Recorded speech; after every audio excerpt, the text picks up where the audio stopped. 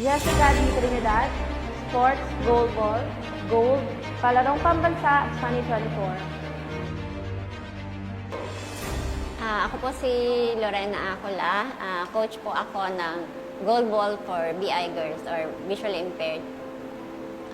Meron po kasi silang rigid po yung practice nila. So buong June talaga po nandun siya sa practice venue niya para mag-practice po sila kasama po ng kanyang buong team. Grabe po talaga yung naging preparation namin para sa palarong ito na umabot na minsan nagiging maghapon ng training and napakadaming exercises para po na ma-endure yung lahat ng pagod, hirap para po makamit lang po yung gold medal po para sa palarong pambansa.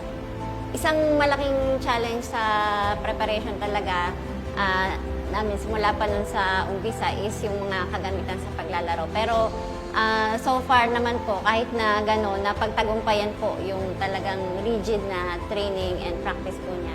Sobrang saya po and sobrang lahat ng hirap, lahat po ng pagod namin, ng mga katim ko. Lahat na yun parang naging wala na lang po sa amin dahil mas nangingibabaw po yung saya. Napakasaya po. Kahit na first time po natin ito sa Para Games na kami, particularly yung Gold Ball, makarating po kami sa palarong pambansa. No? Kaya talaga pong napakasaya at sobrang proud po talaga tayo dito sa Tapat po.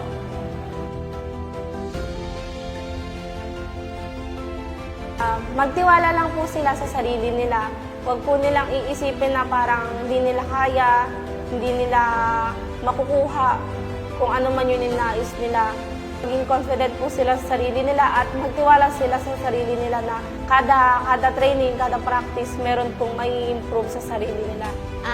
Sa amin naman, hindi po nakukuha ang panalo sa isang tulog at isang gising. Sabi ko nga, magpapatuloy po kami na mag-develop, hanapin yung ating mga, especially mga learners with disabilities natin, na talaga pong may potensyal at may kakayahan na sumali sa mga ganitong paligsahan.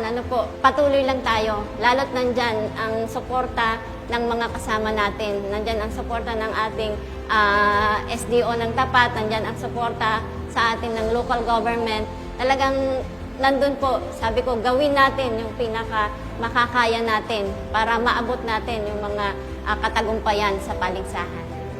Mayor Lani, maraming salamat po sa patuloy po ninyong suporta sa mga atleta.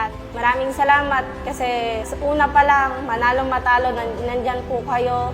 Very proud and very supportive, ano't ano man ang makamit ng mga atleta, ng mga tagigenyo. Maraming salamat po sa inyong appreciation sa amin, sa aming mga athlete na lumaban po sa palarong pambansa.